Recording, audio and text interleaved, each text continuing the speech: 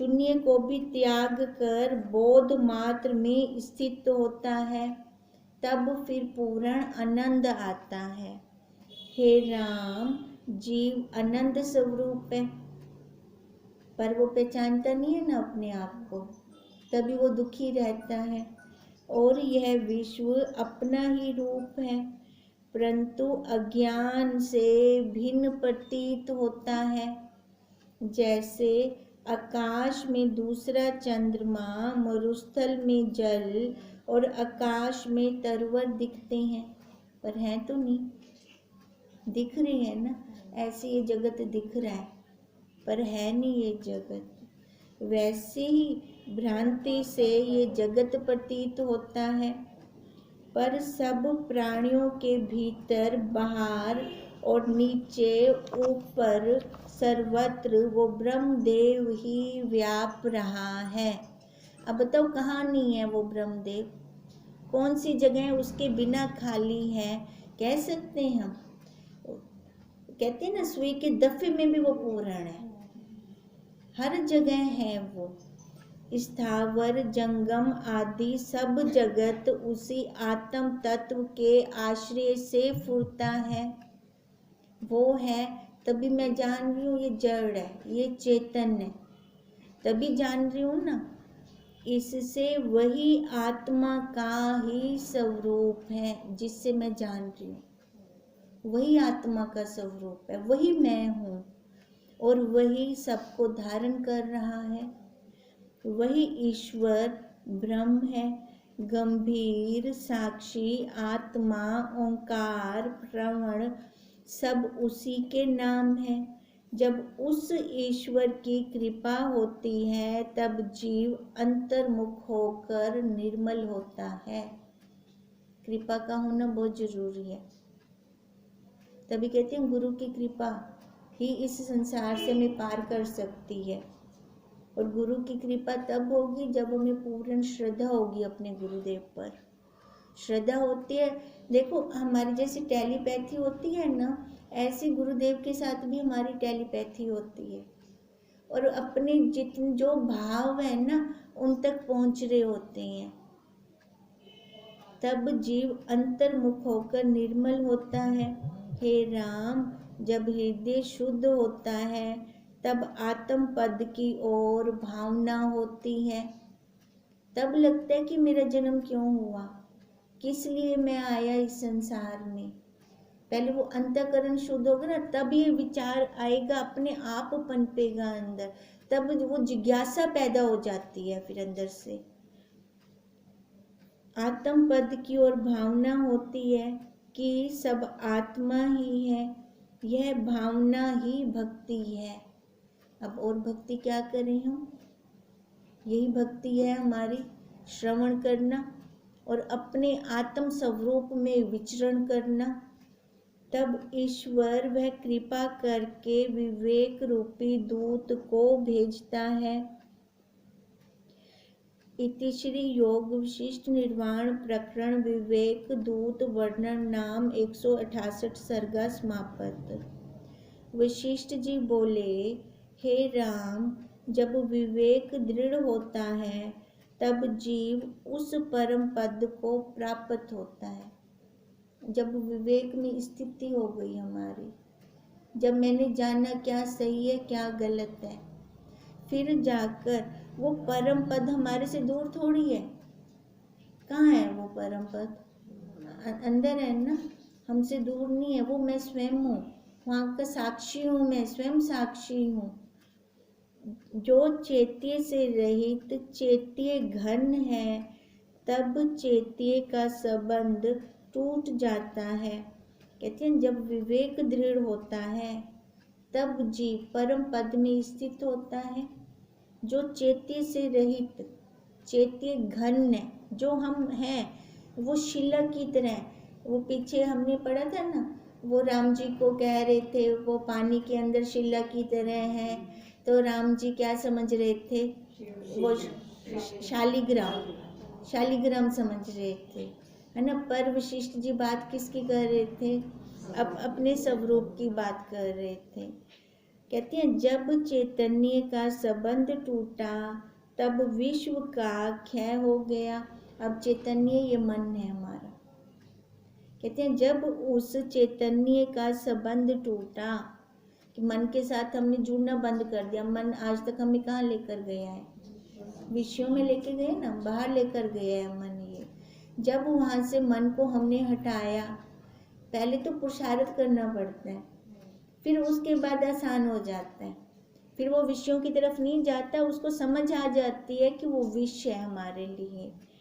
फिर जाकर उसका ये विश्व जो जगत बना हुआ है, जो संसार बना हुआ है, वो खत्म होता है। जब विश्व का क्षय हुआ तब वासना भी नहीं रहती।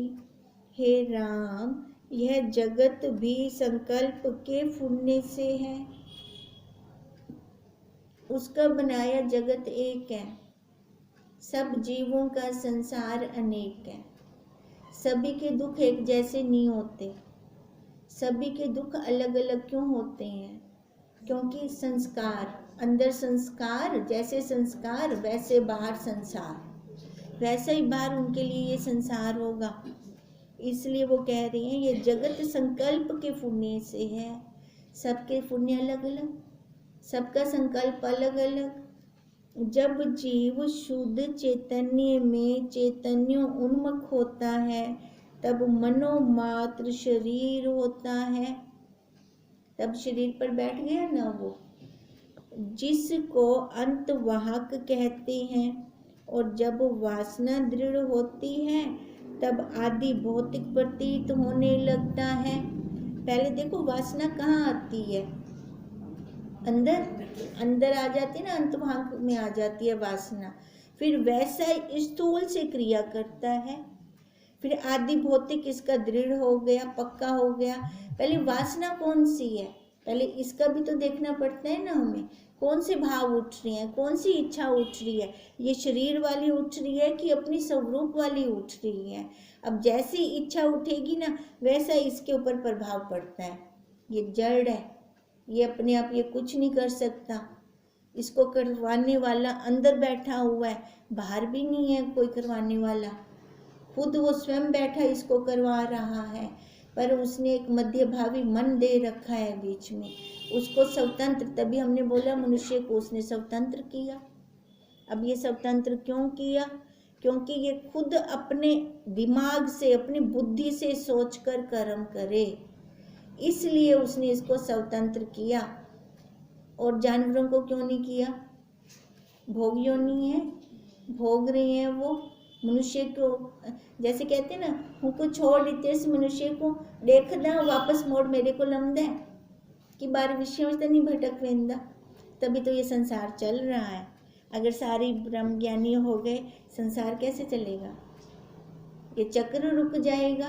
अखंड मंडलाकारम व्याप्तं येन चराचरम।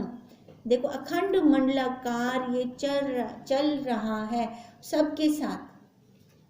चर क्या और अचर क्या, सारे चल रही हैं। अब इसी में से, जैसे हम कहते हैं ना, ठक ठक में से ही पानी भरना है, इसी में से हमें अपने स्वरूप को पाना है, मतलब प्राप्त की प्राप्ति करनी है।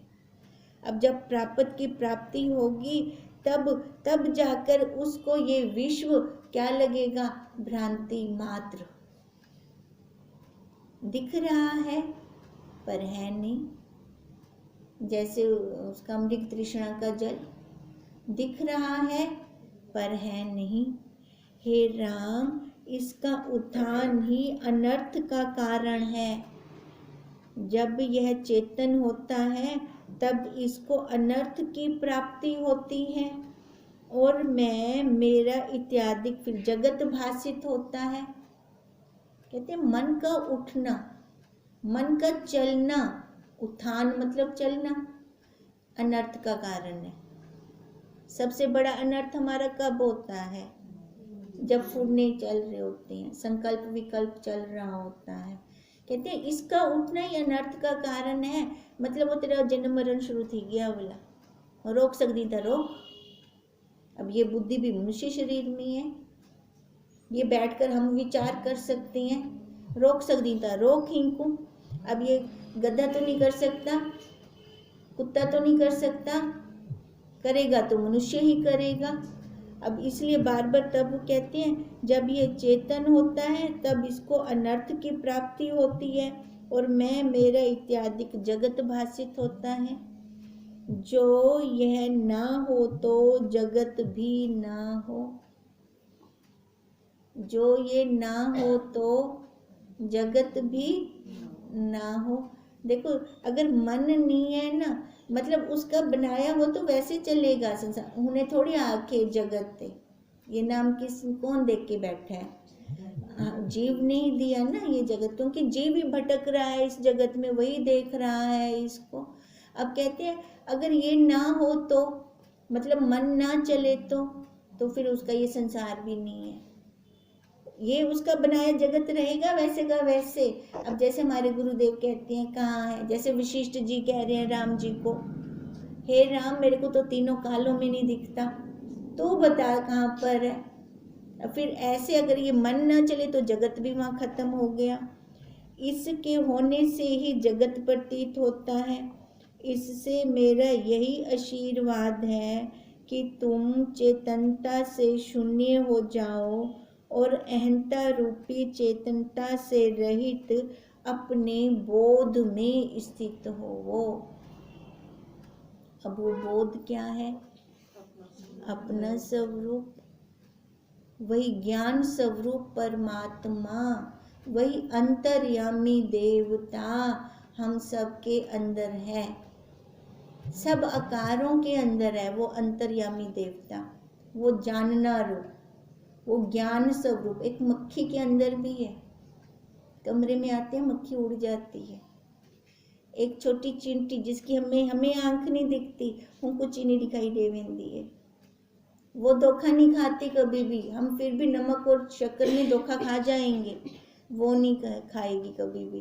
क्यों? क्योंकि वो जानना रूप उसके अंदर भी बैठा हुआ है। हे राम, मन ही जगत हुआ है, मन और जगत दोनों मिथ्या और शून्य हैं। रूप, अवलोक और मनस्कार तीनों का नाम जगत है।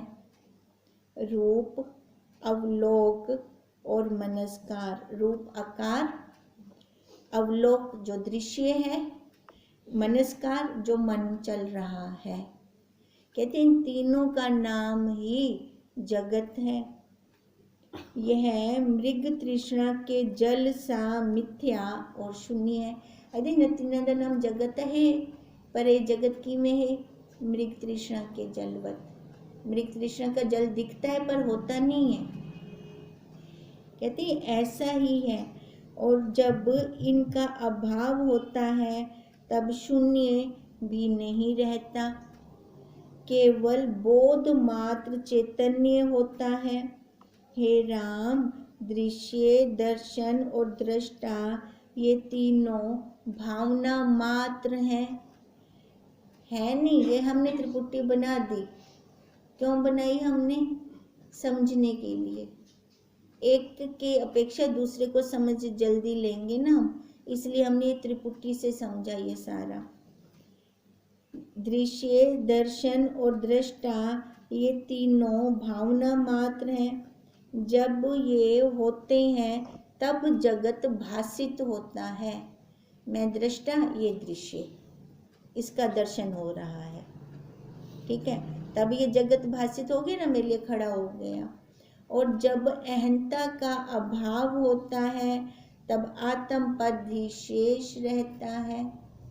अहंता जब कोई फुरना नहीं उठता, कोई संस्कार नहीं चल रहा अंदर से, तब क्या है? वो हम स्वयं में, हम स्वयं अपना स्वरूप साक्षी हैं। जैसे सुवर्ण में भूषण होते हैं वैसे ही आत्मा में जगत है। सुवर्ण में भूषण, सोने में गहना है ना, आकार है ना, कहते हैं ऐसे ही तू है तो ये जगत है, आत्मा में ये जगत है। दूसरी वस्तु कोई नहीं बनी, वासना से दृश्य दिखता है। वह वासना मन से उठी। कहाँ थी वासना? मन के अंदर। है ना, कहते तभी तेरे को ये दृश्य दिखा। और उसका उठने का स्थान क्या है? मन है। और मन कैसे बना? अज्ञान से। मन अज्ञान से हुआ है। जब मन संकल्प विकल्प से रहित होता है तब सब दृश्य एक ही रूप हो जाता है। जब कोई फुर्ना नहीं है, जब संकल्प विकल्प से रहित है, तब सारा एक ब्रह्म है। वही ब्रह्म है, वो ब्रह्म है, वो साक्षी है, वो साक्षी है, वो साक्षी मैं हूँ, वो साक्षी मैं स्वयं हूँ। फिर यही अनुभूति होने लगती है। फिर जब तक वासना उठती है तब तक मन में शांति नहीं होती, हो ही नहीं सकती, किसी कीमत पे नहीं हो सकती। जैसे कोई पुरुष भौरी घुमाता है तब बल चढ़ते जाते हैं, और जब ठहरता है तब वह बल उतर जाते हैं। ऐसे ऐसे रस्सी घुमाते हैं ना, वो बल चढ़ जाती है ना। जब रोकें तो अपने आप अपने आप बैक होती हैं। फिर वो वैसे ही जब तक चित्त वासना से भरमता है, घूम रहे ना, इनमें भौरी चढ़ दी वैसे होंगे होते, वे वल चढ़ दे वैसे। वल कौन से चढ़ेंगे? शरीर के, ये शरीर के वल चढ़ेंगे, उपाधियों के वल चढ़ेंगे। माँ भी बन गई, पत्नी भी बन गई, बहन भी बन गई, नानी दादी चाची काकी, पता नहीं क्या क्या मैं वो भौरी के अंदर वो मैंने वल चढ़ा दिए सारे। अब जब तक ये संकल्प फुरना रुकता नहीं है इसका, तब तक वो नीचे नहीं आते, तब तक वो चढ़े रहते हैं ऊपर। और जब वो चढ़े रहते हैं दुख बहुत होता है उसमें शांति नहीं होती। अब इसलिए तो उन्होंने कहा, वैसे जब तक चित्त वासना से भरमता है तब तक जन्म रूपी बल चढ़ते जाते हैं।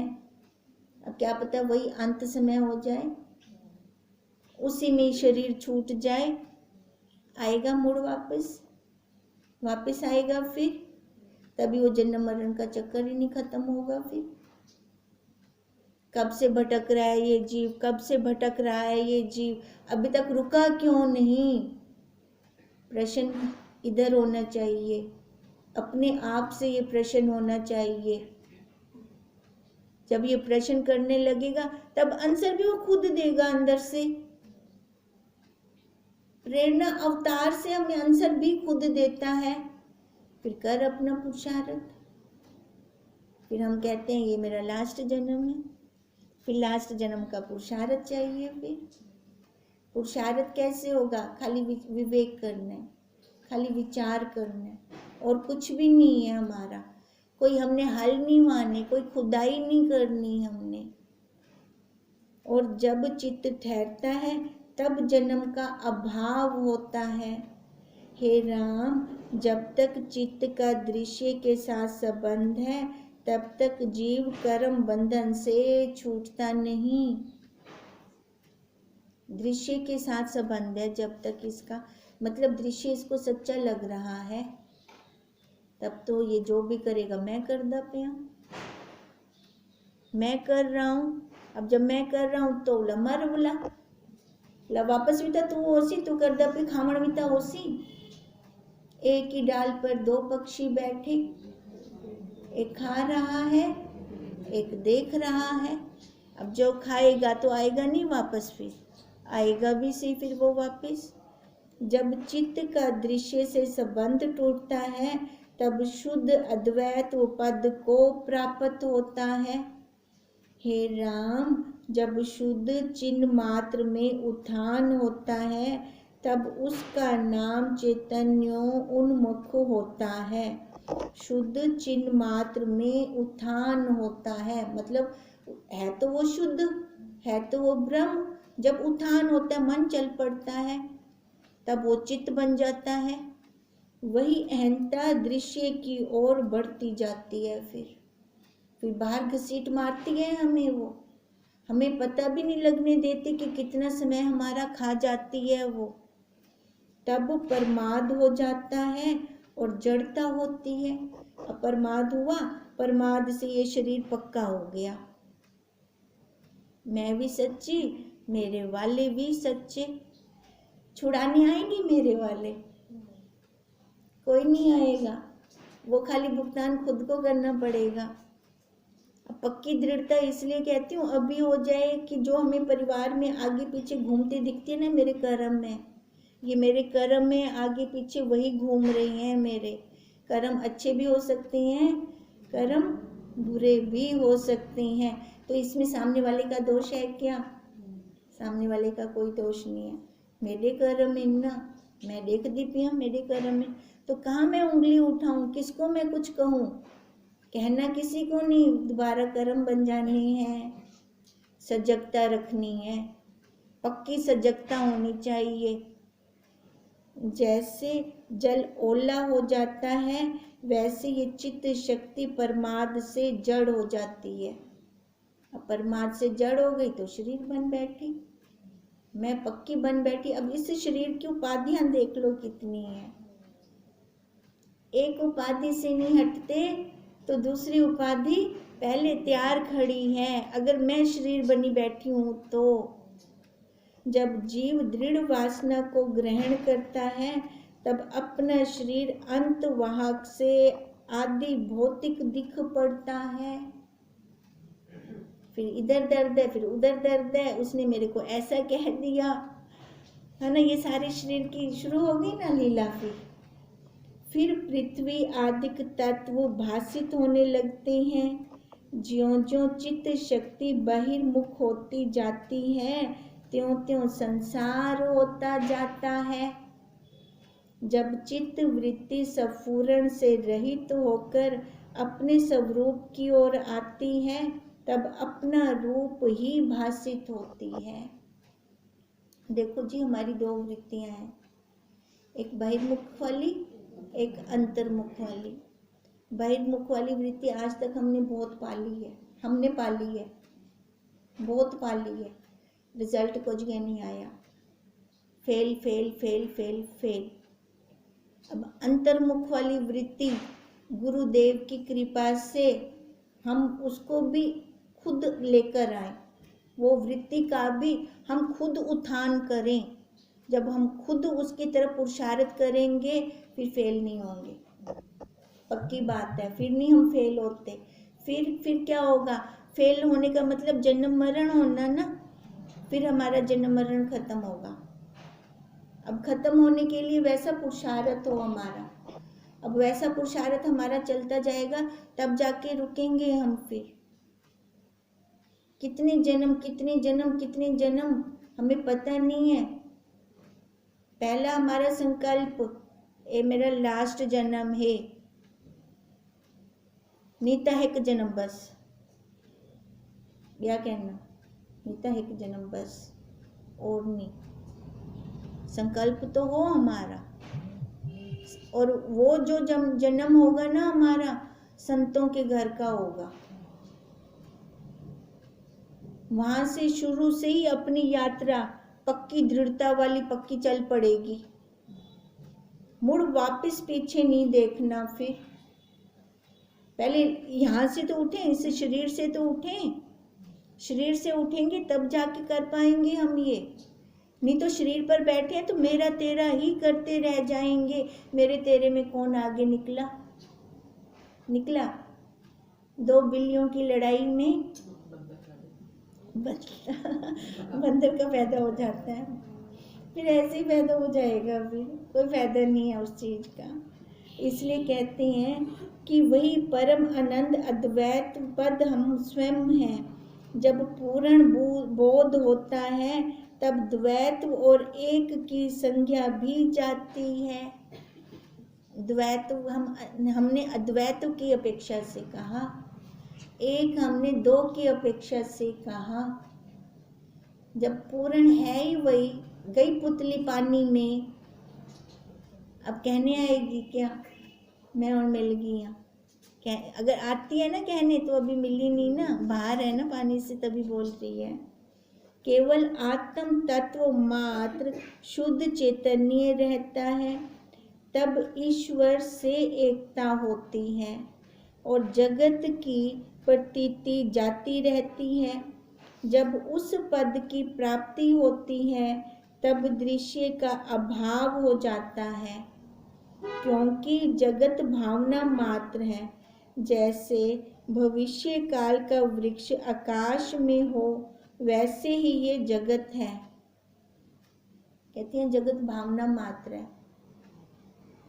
अब जैसे भविष्य का वृक्ष हम बना लेते हैं खुद, आकाश, ये मन रूपी आकाश, इसमें बनाते हैं। जैसे हम कहते हैं ना, अभी बच्चा पैदा ही हुआ है तो माँ ने पहले ही भावना करनी शुरू कर दी, वड्डा थी से शादी कर सा, हिंदी कुआरों से मेरी सेवा कर से, है ना, मैं मंजे उते बैठे उनके को चांग इंसान। ये देखो, ये आकाश में वृक्ष हम बना रहे हैं। कहते हैं वैसे जब ये वृक्ष आकाश में हो, वैसे ये जगत है, ऐसे ये हमने बनाया हुआ है सारा, क्योंकि इसका अत्यंत अभाव है, कुछ बना नहीं, भ्रांति से ही ये भासित होता है। अगर ये सच्चा होता ना तो हमारे लय करने पर लय न होता, ठीक है, पर हम जब लय करते हैं तो लय हो जाता है। हे राम, मेरे वचनों का अनुभव तब होगा जब स्वरूप का ज्ञान होगा, तब ये समझ में आएगा। ये निर्वाण प्रकरण है ना, ऊंची क्लास है ये। कहते हैं तब पहले नहीं समझ आएगा, जब वो बंदा थोड़ा बहुत चलिया बैठा हो, उससे थोड़ी उसने यात्रा की हुई होगी, तब जाके उसको ये समझ में आएगा, और तभी ये वचन हृदय में स्थान पावेंगे। जब समझ आएगा तभी तो उसको ग्रहण करेगा। जब समझ ही नहीं आएगा, ऊपर ऊपर से निकलता जाएगा, तो वो हृदय में क्या है, उनको ग्रहण करेगा। जैसे कथा वाले के हृदय में कथा के अर्थ आते हैं, वैसे ही मेरे ये वचन तुम्हारे मन में स्थान पावेंगे। अर्थ का, है ना, कहते हैं जो कथा कर रहा है उसको तो अर्थ अंदर गूंजते हैं ना, तभी वो बाहर निकलते हैं, ठीक है। अब जो श्रवण कर रहे हैं, अब कहते हैं राम जी को भी, तभी वो तेरे अंदर वो अर्थ गूंजेंगे, तभी वो बाहर आएंगे। पहले अर्थ समझ आएगा, थोड़ा तू चला बैठा होगा तभी तेरे को समझ आएगा ना। यही प्रश्न द उत्तर इन्हीं में रस्ते पे, पहले तेरे को फार्मूला पता हो से था तेरे को प्रश्न आसानी नाल हल थी। वैसे अगर तेरे को फार्मूला ही ना पता हो तो फिर समझ नहीं आएगा ना, पता ही नहीं चलेगा।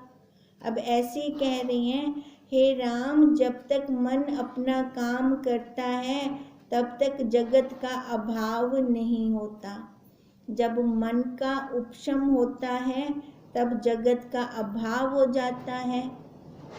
जैसे मनुष्य जब स्वप्न को स्वप्न जानता है तब फिर स्वप्न के पदार्थों की वह इच्छा नहीं करता, पर जब तक उसको सत्य जानता है तब तक इच्छा करता है। जब वो स्वप्न देख रहा होता है उस काल में तो उसको नहीं लगता कि ये स्वप्न है, उस काल में उसको सच्चा लग रहा होता है, वैसे व्यवहार कर रहा होता है जागृत जैसा। कहते हैं जब वो जागृत में आ जाता है तब जिसको वो कुछ देकर आया स्वप्न में, अब लेने थोड़ी जाएगा, फिर उसको तो होगा ना ये झूठ है, ये मिथ्या है। कहते हैं ऐसी जब तक तेरे मन के अंदर नहीं आता है ये संसार सारा झूठ है, ये मिथ्या है, तब तक यहाँ से तो उपशम नहीं हो पाएगा। उपशम होने के लिए क्या करना है, विवेक। विवेक रूपी दूत कब भेजेंगे परमात्मा, जब संतों का संग होगा, सत्य शास्त्रों का पठन होगा और अंतःकरण शुद्ध होगा, तब वो शुद्ध अंतःकरण में वो ईश्वर खुद विराजमान होंगे और अपने दूत को भेजेंगे। फिर ओम तम नमामि